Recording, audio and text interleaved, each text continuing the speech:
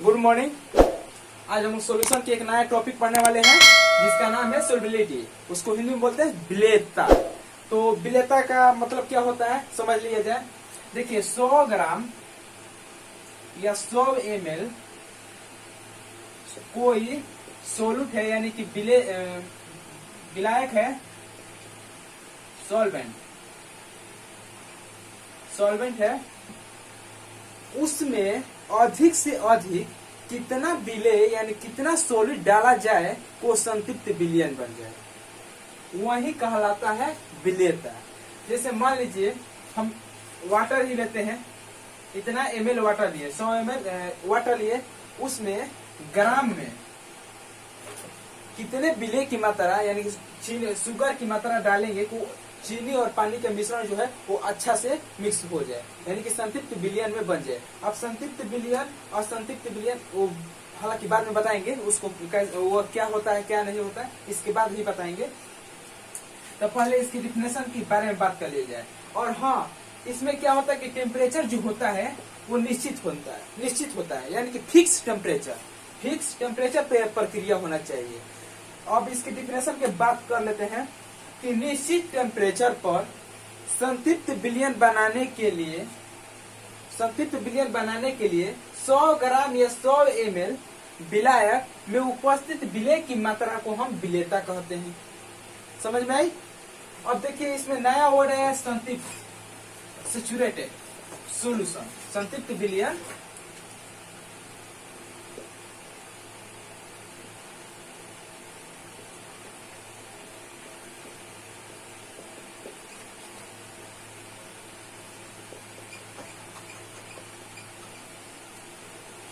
असंतृप्त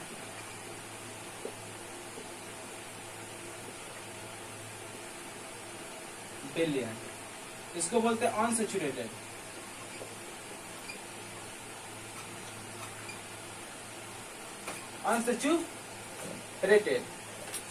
देखिए संतृप्त विलयन क्या होता है, असंतृप्त विलयन क्या होता है, इसके बारे में समझ लेते हैं। हालांकि ये कुछ टॉपिक नहीं है, बस संतृप्त और असंतृप्त आने की वजह से हमको ये बताना पड़ रहा है कि संतृप्त क्या है असंतृप्त क्या है। देखिए अगर कोई हम पानी लेते हैं और उसी में हम शुगर को मिक्स कर देते हैं, तो मान लीजिए कि हम पानी वाटर लिए कितना 100 ml वाटर में कितना शुगर मिक्स किए, तो मान लीजिए हम 10 ग्राम शुगर मिक्स किए, वो अच्छा से मिक्स हो जा रहा है। यानी कि अगर 20 ग्राम करेंगे तो अच्छा से मिक्स नहीं होगा। सपोज अगर हम 10 ग्राम, उसका क्षमता है कि 10 ग्राम 100 ml में 10 ग्राम अच्छा से मिक्स हो जाएगा, बट 20 ग्राम करेंगे तो अच्छा से मिक्स नहीं होगा, यानी संतृप्त विलयन नहीं बन पाएगा। तो इसका यही कहने का मतलब है कि 100 ml में 10 ग्राम तो अच्छा से मिक्स हो जा रहा है, लेकिन विलेय की मात्रा अधिक, आवश्यकता से अधिक डाला जा रहा है 20 ग्राम, उस कंडीशन में असंतृप्त विलयन प्राप्त होगा। और इस कंडीशन में क्या प्राप्त होगा, संतृप्त विलयन प्राप्त होगा। समझ में आई। आवश्यकता से अधिक अगर विलेय डाले तो वो क्या होगा, असंतृप्त विलयन होगा, और आवश्यकता के अनुसार हम डालें तो वो क्या होगा, संतृप्त विलयन होगा। समझ में आया। सोल्युबिलिटी में हम लोग पढ़ेंगे ठोस को द्रव में विलेयता, गैस को द्रव में विलेयता। दो हम लोग सोल्युबिलिटी में 2 टॉपिक है, इसको हम पढ़ेंगे अच्छा से, ठीक है। तो उसमें पहला वो टॉपिक है ठोस का द्रव में विलेयता, यानी कि ठोस पदार्थ है द्रव में जब विलेयता होता है तो किस कंडीशन, उसकी क्या कंडीशन होती है, उसको उस पर क्या क्या प्रभाव पड़ता है, और मतलब कैसा कैसा उसमें विलेय और विलायक किस गुण का होना चाहिए, इसके बारे में हम लोग स्टडी करने वाले हैं। तो सिंपल सी बात इसमें है कि जब ठोस का द्रव में विलेयता के बारे में हम बात कर रहे हैं, तो ठोस का द्रव में विलेयता अलग अलग ठोस पदार्थ के लिए द्रव में विलेयता अलग अलग होती है। अर्थात ठोस पदार्थ अलग अलग लेते हैं। ये मान लीजिए कि ठोस पदार्थ को हम पानी में घोलते हैं तो कभी कम घुलता है, कोई पदार्थ ऐसा होता है जो कम घुलता है, कोई पदार्थ ऐसा होता है जो ज्यादा मात्रा में घुल जाता है। तो उस कंडीशन में हमको निष्कर्ष क्या निकलता है कि प्रकृति, नेचर ऑफ मैटर, यानी कि उसकी उस पदार्थ का नेचर पर डिपेंड करता है कि उस पदार्थ जो है उस किस नेचर के लिए है। तो पहला हम लोग टॉपिक करें, पहला हम लोग का टॉपिक का नाम है, हाँ, तो इसमें हम लोग ठोस का द्रव में विलेयता में पहला टॉपिक अच्छा, एक तो पहला टॉपिक पढ़ने से पहले एक और बात ध्यान में रख लिया जाए। तनु विलेयता और सांद्र विलेयता क्या कहलाता है? देखिए, हम अभी हालांकि अभी बताए हम कि कोई कोई ऐसा पदार्थ होता है जो द्रव में, कोई ऐसा ठोस पदार्थ होता है जो द्रव में अधिक मात्रा में घुलता है, कोई कम मात्रा में घुलता है। तो उसी पर हमें दो वर्ड मिलता है, तनु विलेयता और सांद्र विलेयता। तो तनु विलेयता वे होता है, मान लीजिए कि लिक्विड है आपका 100 ml में अगर अधिक से अधिक विलायक मिलाया जाता है किसी लिक्विड में, तो 5 ग्राम या 5 ml ही मिक्स हो पाता है। 5 ग्राम या 5 ml ही मिक्स होता है, यानी कि 5%। इससे ज्यादा नहीं हो सकता है, इससे कम 4% हो सकता है, 3% हो सकता है, 2% हो सकता है, 1% हो सकता है, बट 5% से ज्यादा नहीं हो सकता है। समझ में आया? किसी भी विलायक में अगर विलेय की मात्रा 5% से कम हो तो उस कंडीशन में तनु विलयन कहते हैं। अगर किसी भी विलायक में विलेय की मात्रा 5% से अधिक हो, उस कंडीशन में सांद्र विलयन कहते हैं। समझ में आया? तो सांद्र विलयन किसे कहते हैं और तनु विलयन किसे कहते हैं? 5% से कम हो तो तनु विलयन कहते हैं, और 5% से ज्यादा हो सांद्र विलयन कहते हैं। 5% क्या होना चाहिए? विलेय की मात्रा होना चाहिए। समझ में आया? तो अगला हम लोग बात करते हैं इसके नेचर पर, यानी कि पदार्थ की प्रकृति एवं नेचर पर। नेचर ऑफ, इसमें हम लोग का मेन टॉपिक क्या रहेगा? ठोस का द्रव में विलेयता को प्रभावित करने वाले कारण। ठीक है, प्रकृति का टॉपिक का नाम होना चाहिए। तो उसमें प्रकृति कब आता है? देखिए, ठोस पदार्थ है, द्रव में जब विलेयता होता है तो उसको प्रभावित करने वाले कुछ कारक होंगे। तो वही कारक में पहला कारक क्या है कि विलेय और विलायक के प्रकृति के आधार पर। पहला कारक क्या है? विलेय एवं विलायक के प्रकृति के आधार पर, यानी कि factors affecting the solubility of the solid in the liquid. पहला केस क्या बनता है? विलेय एवं विलायक की प्रकृति पर। Nature of solute and solvent. तो सॉलिड एंड सॉल्वेंट का विलाय की प्रकृति क्या होता है? देखिए, सटीक सी बात समझ लीजिए। अगर विलेय ध्रुवीय हो, विलायक ध्रुवीय हो, विलेय ध्रुवीय, विलायक ध्रुवीय, या विलायक अध्रुवीय, विलेय अध्रुवीय, दोनों एक टाइप का हो, तो उस टाइम विलयन और विलायक का सोल्यूशन अधिक मात्रा होगा, यानी कि उसकी विलेयता जो होगी वो अधिक मात्रा में होगी, यानी कि आसानी से वो घुल जाएंगे, आसानी से घुल जाएंगे। ठीक है, यदि विलेय ध्रुवीय और विलायक अध्रुवीय, या विलायक ध्रुवीय, विलेय अध्रुवीय, इस कंडीशन में अगर रहे तो उसकी विलेयता कम होगी, यानी कि न के बराबर होगी, अल्प मात्रा में होगी, यानी कि वो जल्दी मिक्स हो ही नहीं पाएगा, होगा भी तो बहुत अल्प मात्रा में होगा। समझ में आया? तो विलायक की प्रकृति क्या, विलायक की प्रकृति क्या कहलाती है, कैसे होती है? अगर ध्रुवीय ध्रुवीय रहे, अध्रुवीय रहे तो उसकी विलेयता अधिक होगी। यदि कहीं ध्रुवीय अध्रुवीय या ध्रुवीय या ध्रुवीय विलायक और विलेय की प्रकृति ऐसे इस कंडीशन में रहे तो उस कंडीशन में विलेय जो विलेयता होती है वो कम होती है, यानी कि अल्प मात्रा में होती है। ठीक, जैसे आप लोगों के सामने एग्जाम्पल एक रख देता हूँ, पेश कर देता हूँ। हम नमक और चीनी को जल में घोलते हैं, नमक और चीनी को जब जल में घोलते हैं तो उस कंडीशन में जल में तो घुल जाता है। क्यों घुलता है? क्योंकि नमक और चीनी अध्रुवीय है, जल भी अध्रुवीय है, तो मिक्स अच्छा से हो जाएगा, विलेयता अधिक मात्रा में होगी। लेकिन जहां नमक और चीनी को बेंजीन भी लिक्विड होता है, मैंने क्या बोला? बेंजीन C6H6, बेंजीन में अगर हम नमक और चीनी को डालेंगे तो बिल्कुल नहीं खुलेगा, जबकि बेंजीन भी लिक्विड होता है। समझ में आया? यही अगर बेंजीन में हम एरोसिन, नेप्थलीन ये सब मिक्स करें तो बेंजीन में मिक्स हो जाएगा, लेकिन एरोसिन और नेप्थलीन जल में मिक्स करेंगे तो वह मिक्स नहीं होगा। कंडीशन क्या है? ये है तो ध्रुवीय बेंजीन है, और नेप्थलीन और एरोसिन वह भी ध्रुवीय है, तो ध्रुवीय आपस में मिक्स हो गया। जबकि ये अध्रुवीय हो गया ना जी, ये ध्रुवीय हो गया। ध्रुवीय को अगर जल अध्रुवीय है उसमें मिक्स करेंगे तो मिक्स होगा? बिल्कुल नहीं होगा।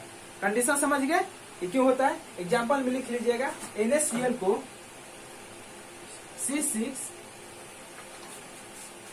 NaCl नमक, चीनी प्लस जल, नमक चीनी या प्लस जल कर देना, ठीक है। दूसरे एग्जांपल में लिख रहे हैं नेप्थोलीन और ये एरोसिन को हम ऐड करते हैं किसमें, बेंजीन में, तो अच्छा से मिक्स हो जाता है। लेकिन अगर हम बेंजीन को NaCl और चीनी के साथ मिक्स करेंगे तो अच्छा से मिक्स नहीं होता है, ठीक है। जैसे हम लोग एग्जांपल में बताते हैं, नमक और चीनी को जल में ऐड करते हैं, ये तो ध्रुवीय प्रकृति के होते हैं, और नेप्थोलीन और एरोसिन को जब हम ऐड करते हैं किसमें, बेंजीन में, तो अच्छा आसानी से घुल जाते हैं। लेकिन अगर हम नमक और चीनी को जैसे हम बेंजीन में करेंगे तो अच्छा से यानी कि नो घुल पाएगा, नहीं घुल पाएगा। इसको भी अगर जल के साथ करेंगे तो ये भी क्या होगा, नो नहीं घुल पाएगा। समझ में आया। अब दूसरा आते हैं हम लोग, इसी में दूसरा, पहला तो प्रकृति हम देख लिए, अब दूसरा हम देखते हैं ताप के प्रभाव। जाहिर सी बात है, विलेय और विलायक, मतलब विलेय ठोस है और विलायक क्या सॉलिड फॉर्म में, जो भी लिक्विड फॉर्म में हो, जो भी हो इस टाइप, तो उस पर ताप का प्रभाव पड़ेगा।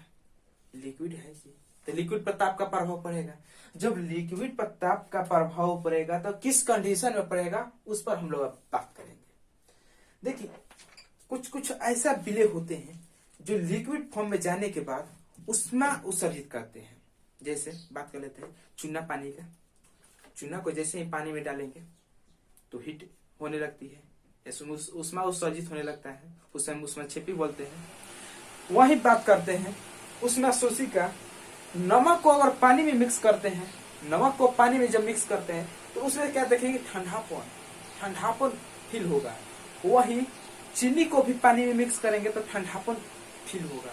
वही कारण है कि हम लोग चीनी और पानी का मिक्स करके गर्मियों के दिन में यूज करते हैं, ताकि हम लोग का बॉडी की टेम्परेचर जो कूल रहे, ठीक है।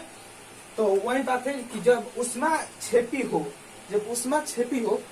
उस कंडीशन में ताप अधिक देने पर उसकी जो घुलने की मात्रा होगी, विलेयता होने की मात्रा होगी, यानी कि पदार्थ की घुलने की मात्रा होगी, वो कम होगी। यानी कि ऊष्मा छेपी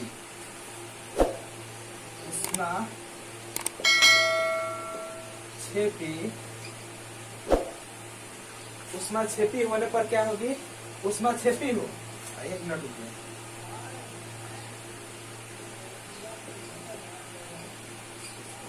दो कंडीशन समझिए। अगर विलेय ऊष्मा छेपी है तो ताप का प्रभाव जितना अधिक डालेंगे उतना ही उसकी विलेयता कम होगी। अगर ऊष्मा शोषी है तो ताप का प्रभाव जितना ही अधिक डालेंगे उतना ही अधिक होगी, यानी उतना ही अधिक मात्रा में घुलेगी। नमक और पानी को मिक्स करेंगे, उस पर जितना टेम्परेचर अधिक करेंगे उतना ही जल्दी मिक्स होगी, उतना ही अधिक मात्रा में मिक्स होगी। लेकिन चूना और पानी को अपने से हीट करेंगे, यानी कि अपने से एक्स्ट्रा टेम्परेचर देंगे, उतना ही कम मात्रा में मिक्स हो पाएगा। समझ में आया? इतना इजी है। हाँ, एग्जाम्पल की बात कर लेते हैं। तो ऊष्मा छेपी में एग्जाम्पल हो गया कैल्शियम कार्बोनेट और कैल्शियम सल्फेट।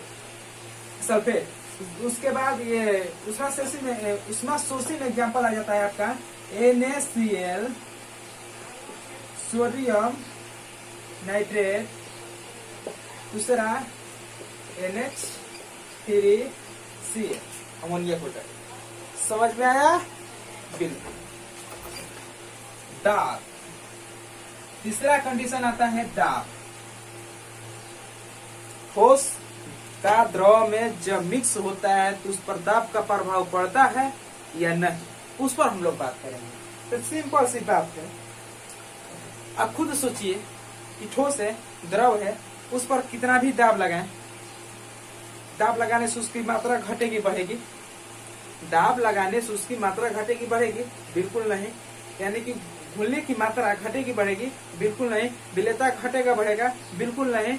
यानी कि अर्थात कहने का मतलब है, या जो भी समझिए, कहने का मेरा मतलब है कि दाब का प्रभाव ठोस का द्रव में विलेयता जब होता है तो उस कंडीशन में दाब का कोई प्रभाव नहीं पड़ता है, बिल्कुल नहीं था। ये दाब का प्रभाव बिल्कुल नहीं पड़ता है। और कोई आपसे बोले भी कि दाब का प्रभाव पड़ता है तो आप बोलिए कि बिल्कुल नहीं पड़ता है। क्यों नहीं पड़ता है? क्योंकि वो सॉलिड है। सिंपल सी बात है यार कि सॉलिड क्या है, सॉलिड है सोलूट और सॉल्वेंट है ये जो सॉलिड है और लिक्विड है सॉल्वेंट, तो इस कंडीशन में हम कितना भी अगर उसको दबाएं तो उस कंडीशन में क्या होने वाला है, कुछ नहीं होने वाला है। उस कंडीशन में बस यही होगा, सॉलिड फॉर्म है, इसकी अणु तो फिक्स है, इधर से उधर होगी नहीं, इसकी अणु भी फिक्स है, इधर से इधर होगी नहीं, लेकिन आकार में चेंजिंग हो सकता है। वो खैर अलग की बात है, सिंपल सी बात बोल दीजिए ना कि इस पर कोई दाब की प्रभाव नहीं पड़ता है तो नहीं पड़ता है। अब हम लोग दूसरा टॉपिक स्टार्ट करेंगे, गैस की द्रव में विलेयता। उस टाइम हम लोग पढ़े थे ठोस की द्रव में विलेयता, इस टाइम पढ़ेंगे हम गैस की द्रव में विलेयता। तो इसमें पहला टर्म आती है, पहला टर्म आने से पहले इसके बारे में समझ लीजिए। देखिए, बहुत सारी गैस होती है जो द्रव में मिक्स हुई रहती है, और द्रव में गैस मिक्स नहीं हुई होती, तो जलीय जीव जो है जैसे मछली और जल में जीव जो भी जीव जंतु रहने वाले हैं वो सांस कैसे लेते हैं, सांस कैसे लेते हैं, सिंपल सोचने वाली बात है। यानी उस जल में गैस की मिश्रण होता है। तो जैसे हम बताते हैं कि कोई ऐसा गैस होता है जो जल में अधिक मात्रा में मिक्स होता है, कोई ऐसा गैस होता है जो जल में कम मात्रा में मिक्स होता है, कोई ऐसा भी गैस होता है जो जल में मिक्स होता ही नहीं है। तो देखिए HCl H2O, जल में NaCl सबसे अधिक मात्रा में रहता है। उसके बाद बात करते हैं CO2 कार्बन डाइऑक्साइड, उसके बाद बात कर लेते हैं हम अमोनिया NH3, जल में अधिक मात्रा में होता है। ठीक है,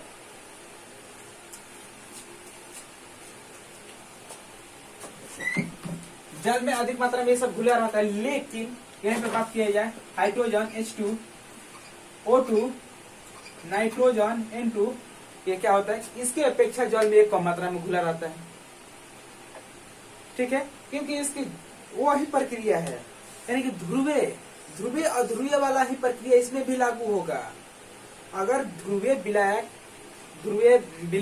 दोनों एक एक कंडीशन में रहे तो अधिक मात्रा में घुलेगी, अगर ध्रुवीय विलायक और ध्रुवीय विलेय उस कंडीशन में कम मात्रा में घुलेगी, यानी कि नहीं घुलेगी, अल्प मात्रा में घुलेगी। इस कंडीशन में वही प्रक्रिया होती है। अगर यही बात कर लिए जाए, जल है ना, अगर जल में हम NO2, देखिए ध्यान दीजिए, NO2, CO2 कार्बन डाइऑक्साइड और oxygen O2, NO2 carbon dioxide oxygen को एथिल एल्कोहल लिक्विड चीज यानी कि शराब, एथिल एल्कोहल का फॉर्मूला होता है C2H5OH। एथिल एल्कोहल में अगर इस सब गैस को हम जब मिक्स करते हैं तो क्या होता है कि जल की अपेक्षा बहुत अधिक मात्रा में इसमें मिक्स होता है। क्यों? क्योंकि एक प्रकृति का है, सिंपल सी बात है, एक प्रकृति का है तो अधिक मात्रा में मिक्स होगा ही होगा।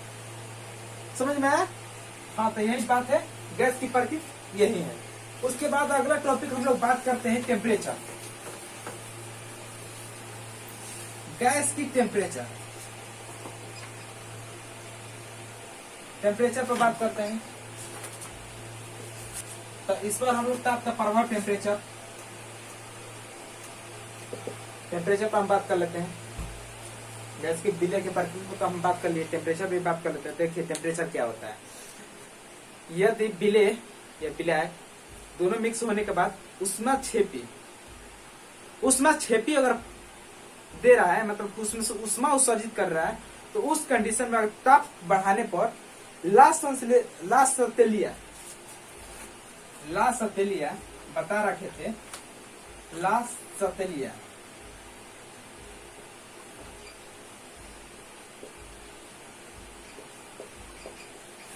सतेलिया के नियमानुसार अधिक ताप करने पर उसकी विलेयता जो होती है कम होती है।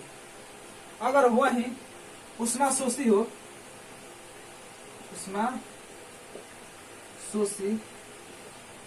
उस कंडीशन में क्या होगा कि जितना ही अधिक क्या बढ़ाएंगे, ताप बढ़ाएंगे, उतना ही अधिक गैस लिक्विड में मिक्स होगा। ताप की प्रभाव समझ गए। अब हम लोग बात करते हैं दाब की बात, प्रेशर। ठीक है, तो आज हम लोग प्रेशर की बात कर लेते हैं। तो देखिए प्रेशर में क्या होता है। जितना अधिक प्रेशर बढ़ाएंगे, जितना अधिक प्रेशर बढ़ाएंगे उतना अधिक विलय की विलेयता उतना ही अधिक होगी। जैसे मान लीजिए हम आप लोग को सिंपल से एग्जांपल बता देते हैं। आप जानते हैं, थोड़ा गौर कीजिए, आप जानते हैं कि गैस की जो अणुएं होती है वो दूर दूर होती है। और जब हम इस पर देखिएगा, जब इस पर हम प्रेशर लगाएंगे, इधर से भी प्रेशर लगाएं और इधर से भी प्रेशर लगाएं और इधर से भी प्रेशर, इनके प्रेशर लगाएंगे तो अणुएं क्या होगी, अणुएं ये हटकर इधर आएगी, ठीक है, आएगी तो वो अच्छा से मिक्स होगी, इनकी बहुत कंप्लीट तरीके से मिक्स हो जाएगी। तो उस कंडीशन में क्या होता है कि प्रेशर बढ़ाने से अणुएं एक दूसरे से बहुत अच्छा से मिक्स हो जाए। किस कंडीशन में? गैस और द्रव कंडीशन में जब प्रेशर बढ़ाते हैं तो उस कंडीशन में क्या होता है कि जो विलेयता होती है वो अधिक होती है। तो आगे हम लोग का एक इसी पर नियम आता है, हेनरी ऑफ लॉ। इसी को हम अच्छा से मतलब कि अध्ययन करेंगे हेनरी ऑफ लॉ में। तो हेनरी ऑफ लॉ हम लोग आज की वीडियो में नहीं पढ़ पाएंगे, कल की वीडियो में हम पढ़ेंगे हेनरी ऑफ लॉ, ठीक है, law of Henry of law नहीं, लॉ ऑफ हेनरी, ठीक है। तो आज के लिए बस इतना ही। और जैसे कि मैं बता दूं आप सभी को कि मेरा फर्स्ट ईयर का जो जितना भी बच्चे होंगे, फर्स्ट ईयर का मेरा ये बेसिक केमिस्ट्री स्टार्ट हो चुका है। अब बेसिक केमिस्ट्री में इतना इम्पोर्टेंट चीज है, इम्पोर्टेंट कि कहिए मत, मतलब कि इम्पोर्टेंट इतना अच्छा से डालेंगे। अभी फिलहाल स्टार्ट हुआ एकदम बेसिक से, तो अभी हालांकि 2-4 वीडियो में कंप्लीट अच्छा से नहीं आएगा, 2-4 वीडियो में उतना इंटरेस्ट नहीं आएगा जितना कि 2-4 के बाद आने वाला है। 2-4 वीडियो देखने के बाद जो इंटरेस्ट आएगा वो अलग ही इंटरेस्ट होगा। वो 12th के भी बच्चों के लिए वो बहुत मतलब कि इम्पोर्टेंट क्लास रहेगा, समझ। तो सभी बच्चों के सभी बच्चों से सूचित कर दीजिए, इन्फॉर्म कर दीजिए कि Rahul sir basic chemistry start कर चुके हैं। और बेसिक केमिस्ट्री में आपको 0 लेवल से स्टार्ट, मतलब 0 लेवल जिसको केमिस्ट्री आता ही नहीं है, 9th-10th में भी नहीं पढ़ा हुआ अच्छा से केमिस्ट्री, उस लड़कों के लिए भी हम उस केमिस्ट्री के लेवल टच करा देंगे जो केमिस्ट्री की लेवल होना चाहिए। और केमिस्ट्री कैसे होती है स्टडी, उस सभी को बेसिक से ही पता चल जाएगा। और मान लीजिए हम केमिस्ट्री पढ़कर ही क्या करेंगे जब मुझे बेसिक ही नहीं पता चलेगा। कोई भी कंसेप्ट बताएंगे कुछ पता नहीं, पीरियोडिक टेबल पढ़ाएंगे कुछ पता नहीं, केमिकल बॉन्डिंग बताएंगे कुछ पता नहीं, ऑर्गेनिक केमिस्ट्री में IPSC नाम नहीं आएगा, कुछ पता नहीं। ये आपका इनऑर्गेनिक में बैलेंस करने नहीं आएगा, सॉरी फिजिकल में अगर बैलेंस करने नहीं आएगा, इनऑर्गेनिक में बैलेंस करने नहीं आएगा, तो फिर केमिस्ट्री क्या होती है पता नहीं चलेगा कि हाँ केमिस्ट्री। पूरा क्लास, पूरा फर्स्ट ईयर, पूरा सेकेंड ईयर ऐसे ताकते रह जाओगे बोर्ड पर, कुछ समझ में आने वाला नहीं है जब तक कि बेसिक कंप्लीट नहीं हो रहेगी, ठीक है। तो शेयर कर दीजिए पूरे सब 11th क्लास के बच्चों के लिए। और 11th क्लास के बच्चों को बता दीजिए कि Rahul sir chemistry basic class start कर दिए इन हिंदी मीडियम, इंग्लिश मीडियम भी स्टार्ट नहीं किए, बस हिंदी मीडियम ही स्टार्ट किए हैं। क्योंकि हम जानते हैं कि इंग्लिश मीडियम तो हालांकि ठीक ठाक रहते हैं, लेकिन हिंदी मीडियम को कोई हेल्प करने वाला नहीं मिलता। तो मैं हूँ स्वयं राहुल सिंह, ओके बाय।